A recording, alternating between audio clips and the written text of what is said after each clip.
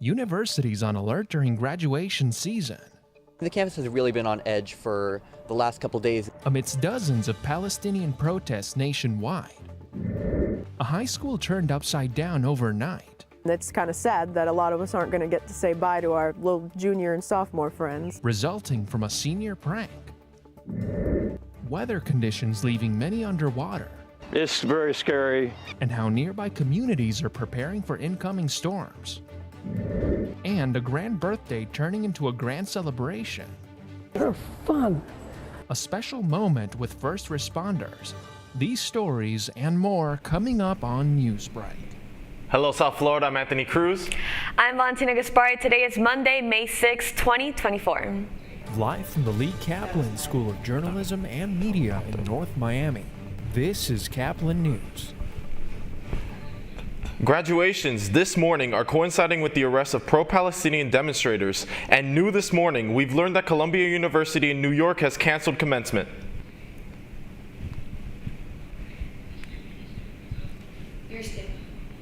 And just now we have CNN's Rick Damigella reporting more on this ongoing story.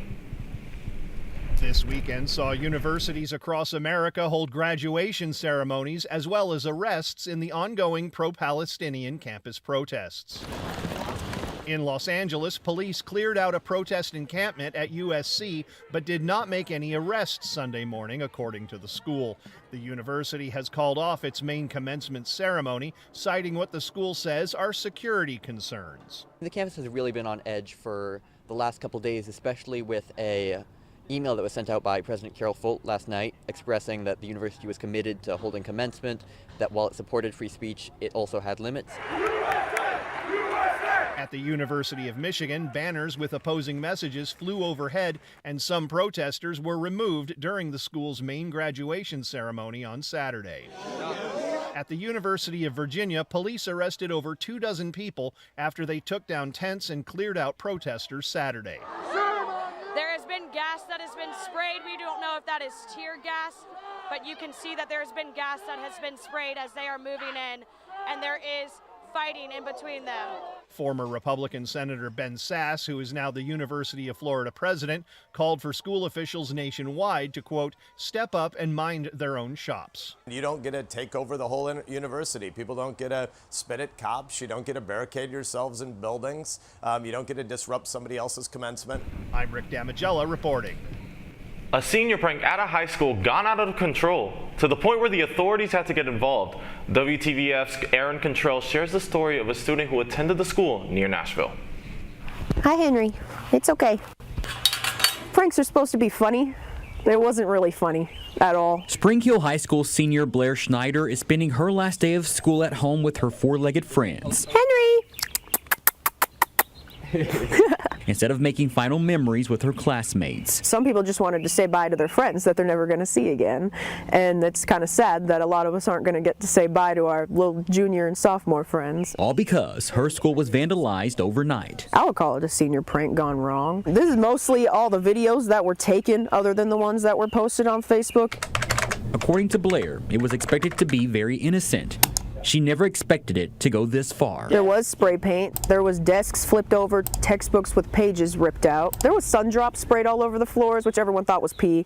It wasn't. I found out it was sun drop, which is a little bit better, I would imagine. That damage led to classes being canceled. All the doors were left unlocked, and some of them were propped open and just freely allowed to go in whenever they wanted. A lot of them were juniors, and a lot of people that did not attend that school were there, which is part of what scares me, because just anybody could have walked in. Anybody at all. Superintendent Lisa Ventura says the damage wasn't as extensive as originally perceived, but an investigation is underway to determine who is responsible. I think the ones that are younger really should get in trouble, because the older they get, it's just going to keep getting worse. They're going to keep thinking that that's okay if they don't get punished for it. She's disappointed with how her high school chapter is closing. It was almost making me cry. In hopes those seniors who played a role in causing the damage learn a lesson. I think that they should be able to walk at graduation, because that's a big thing, but I think it mostly depends on the regret for the situation that they have. Here. In Spring Hill, Aaron Cantrell, News Channel 5. An investigation going on in the nation's capital this morning as police are looking into a car that drove into a White House gate. The Secret Service said that there was no active threat to the White House. However, officials confirmed that the driver was pronounced dead at the scene and that they were driving at a, quote, high rate of speed before hitting the gate. Staying in D.C. this morning as the Biden administration is progressing on an initiative to grant access to health insurance to about 100,000 immigrants covered by the Deferred Actions for Childhood Arrivals program, or DACA. The policy will become effective on November 1st. It will allow those who had been previously excluded from enrolling in qualified or basic health plans via the Affordable Care Act marketplaces to now do so. Texas residents are now experiencing flooding after showers and storms picked up over the weekend. KHOU 11 News reporter Katiera Winfrey has more on the downpour that is raising concern. This open land is now a body of water, and the people who live here are just about surrounded and fear what a new heavy downpour will mean. It's very scary. I'm threatened every time this water comes up. Timothy Douglas's trailer sits on this property at the end of the San Jacinto River. His home is safe now, but he's been keeping watch. See that's where the water came to. The water has gone down a little, but across the street on Tim Hill's land, it's still standing. And knowing what heavy weather can mean for these parts, he prepared. I got everything that was really of any importance of mine out, and most people do. Some people don't have that, they don't have the ability to. Yeah. They only have what's on their back, so they stay where they're at. The constant flow from the dam release and rain swept through this community. Just up the road on Meadowbrook, rescue team Saturday pulled 10 people and their pets from flooded out homes. Thank God for the rescue unit yesterday because it was a while before they got here. Yeah. Hill says most folks know how to handle this and are often willing to risk the flood prediction being off. But this time it was more than they expected. Water damaged some of his tools and a little got into his trailer. That was the last thing I was going to pull out of here, and it kind of got too wet, and we just had to leave it there. So that's nothing I can't replace. I'm not worried about that. As for Douglas, he says people around here don't have much, but this is theirs, and it's home. They're losing a ton of stuff. I mean, some of these people they're really hurt.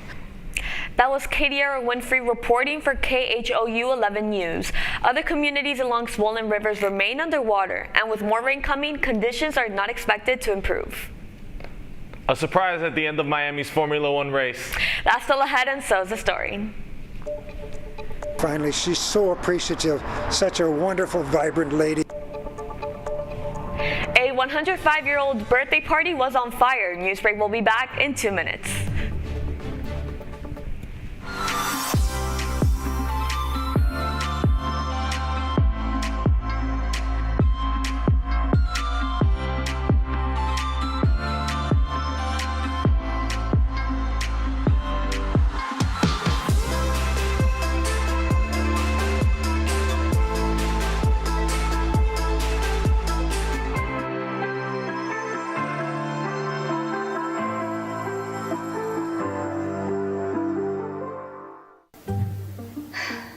Really use a new tablet. I just don't have the money. Let me ask you something. Do you have a Pell Grant? Yes. You do know you can get a free tablet, right? Did you say free? Yeah, free. It's simple. And the application is done in the store. I could really use a tablet. Go get one. Another satisfied customer. Stop by Pantotech in the Graham Center at FIU MMC today to speak with one of our associates to get your free tablet. Type 2 diabetes can have a big impact on your life. But how can it be prevented? Well, the first step is knowing if you have something called prediabetes. Take the 1-minute risk test today at doihaveprediabetes.org.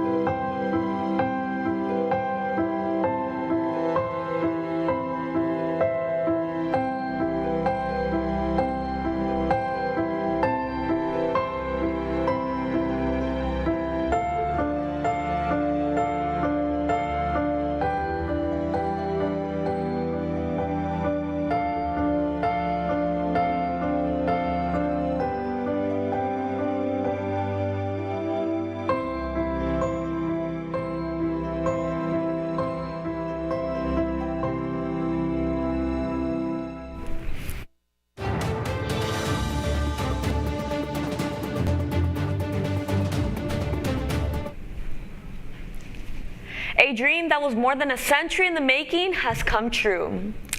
A centenarian recently from Minnesota got the ride of her life celebrating her 105th birthday on a fire truck. WCCO's Jason Rantala has more on her special bond with first responders.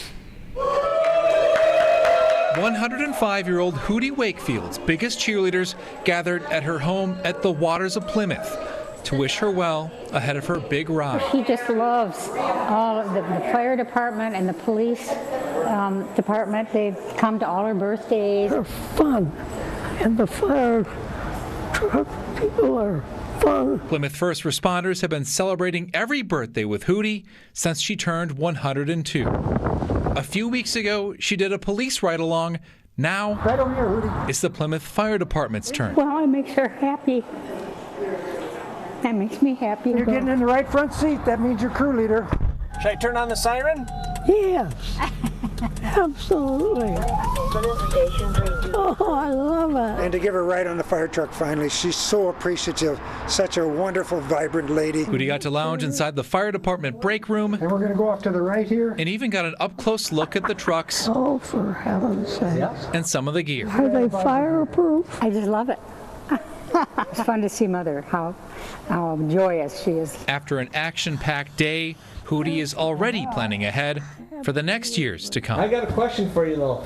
Okay. What are we going to do for your 106th birthday and your 107th birthday? How about the 108th? Okay. That was WCCO's Jason Rantala reporting. Hootie's 105th birthday was back in December, but they're just now getting around to fulfilling her ride-along wishes. This weekend, South Florida was captivated by the third F1 Miami Grand Prix held at the Hard Rock Stadium. The races were packed with action as Max Verstappen won the spring race on Saturday, but the main event was a shocking spectacle of speed as McLaren's Lando Norris would finish first for the first time in his career. Red Bull's Verstappen and Ferrari's Leclerc were also on the podium.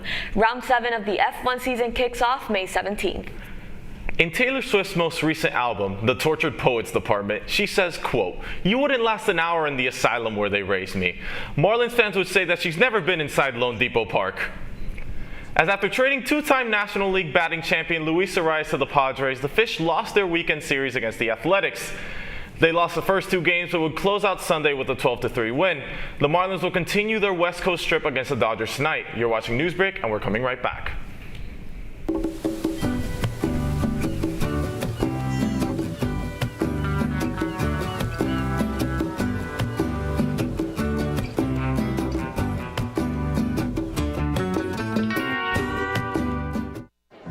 The black truck?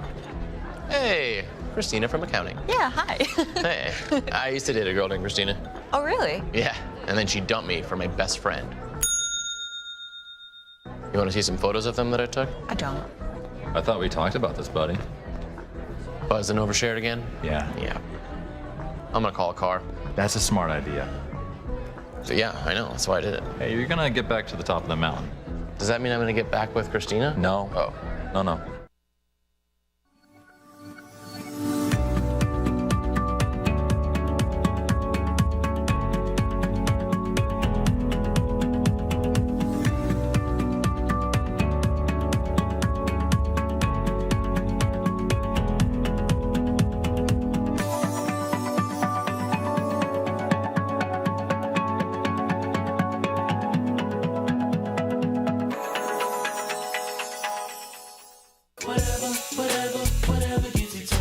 There are a lot of ways to reach out to a friend about their mental health.